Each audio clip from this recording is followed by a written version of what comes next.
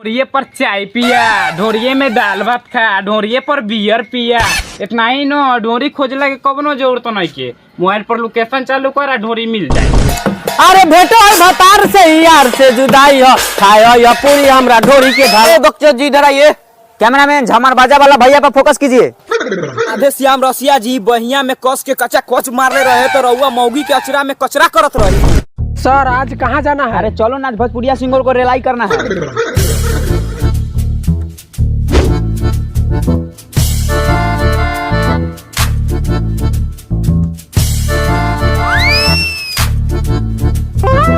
Camera में लगातार focus करते हैं। जैसा कि आप देख रहे हैं चाचा अपने दो हाथ पर बैठे हुए हैं, तो आइए इनसे ही पूछते हैं कि भोजपुरी सिंगरों के बारे में इनका क्या राय है।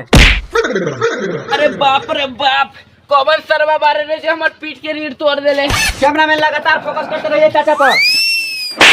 ऐसे अच्छा हमरा आलू बैगन पर फोकस कर रहा है ना। आलू बैगन सोना था का चाचा?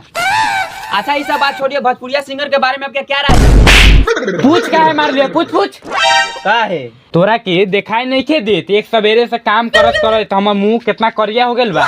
हम प्रेमी का देखी त का कही। तू 2 मिनट रुक, हम 1 मिनट में आवा तानी मुंह से।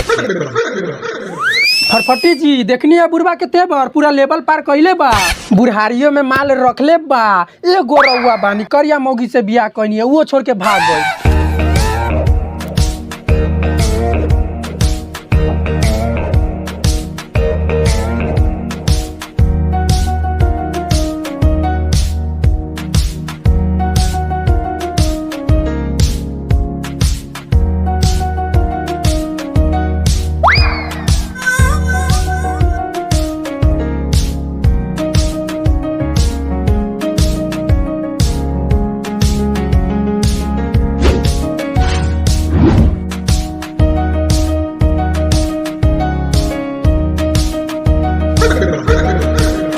साला कैमरा चालू करके मेरा इज्जत का फलूदा बना रहा है। चाचा पर फोकस करो। चाचा फेयर लवली लेके आ चुके हैं।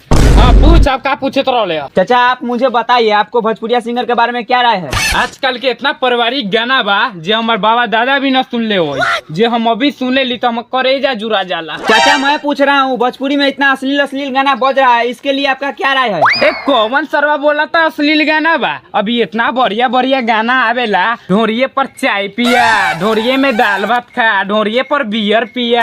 इतना ही नो, ढोरी खोजला के कबनो जरूरत नहीं के। मोबाइल पर लोकेशन चालू कर, ढोरी मिल जाए। तो दर्शकों आपने अभी सुना है कि चाचा को कितना अच्छा लग रहा है ढोनी वाला गाना। तो चाचा आपके हिसाब से मार्केट में ऐसा गाना चलना चाहिए? हाँ बिल्कुल। दर्शक लोग अगर रउआ भी जिए चाहता नहीं 100 साल तो ढोरी में दूध भात खाई। ए चाचा क्या अश्लीलता फैला रहे हैं आप जैसे आदमी को तो फांसी पर चढ़ा देना चाहिए। ए जो साला फांसी चढ़ाइयन, तोरा घर में इतने दम बाता जो गावे वाला गाय के घर में उरी कर गो। कहत रही मीडिया टीडिया छोड़ के भूजा बेच के ना सुना बुरा झुरा से गाड़ी चलो। मरते यहाँ पर मरते। कैमरामैन लाइट फोकस करते रहिए। इसी कुत्तापन के कारण आप जहीं तहीं लात खाते रहते हैं। तुम अपना काम करो ना, पिटाते हम हैं, गांड तुम्हारा दुखता है। फोकस करो। चला लतखोर। ए बाबू। हाँ बेटा। अच्छा आप एक बात बताइए, आपको भोजपुरी गाना कैसा लगता है? हम भोजपुरी गाना नहीं सुनता है। कभी का शादी ब्याह में जाते हैं ना तो भोजपुरी गाना पर डांस कर लेते हैं, वो अलग बात है, लेकिन भोजपुरी गाना नहीं सुनता है। साला अश्लीलता फैला रहा है, बोलता है भोजपुरी गाना सुनता ही नहीं है। सुनने में अच्छा नहीं लगता है। जहिया से चंदन चंचल आया है ना, वैसे से ढोरी के गर्दा उड़ा दिया। कैमरामैन चंदन चंचल तो ढोनी को छन्ना से छान के रख दिया है। चलिए तो उसके पास ढोनी में हिंग गंगा तेल वही ना डाला था। साला ढोनी का ठंडा दिमाग के गर्म करके रख दिया है। चुनीलाल जी रेडी हैं? हेलो हेलो थोड़ा आवाज बढ़ाइए। हेलो हेलो हाँ अब ठीक है, ट्रैक बजाइए। अरे बेटा है भतार से यार से जुदाई हो, खाए पूरी हमरा ढोरी के ढलाई हो। रुकिए उठा के आइए, उठा के। ये सर यहाँ पर लार चकने आए हैं। आप ही ना बुलाए हैं? हम बोले थे थोड़ा आवाज उठा के गाइए। अच्छा 1 2 3 म्यूजिक स्टार्ट।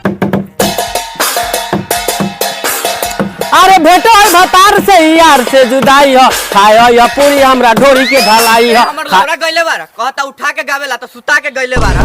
ये सब खाली एल्बम वाली छौरी के कारण होता। ए अपना काम कीजिए ना, हम गवा रहे हैं कि आप। सर आइए।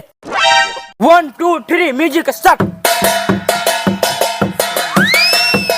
अरे बेटा भतार से यार से जुदाई हो खायो या सर तब तक आप थोड़ा रियाज कर लीजिए जब तक हम भी खाना पीना खा ले रहे हैं।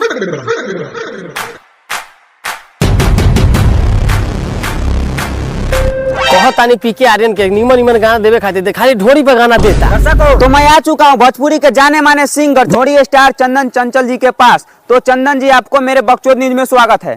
धन्यवाद धन्यवाद। ये लार हमर धन्यवाद धन्यवाद। भोजपुरी समाज में पूरा अश्लीलता फैला के रख दिए हुए हैं, खुश हो रहे हैं। के कहता कि अश्लीलता बा, ई तो पब्लिक के प्यार बा। देखी जब हम साफ सुथरा गाना गावत रही तो केहू सुनते ना रहे।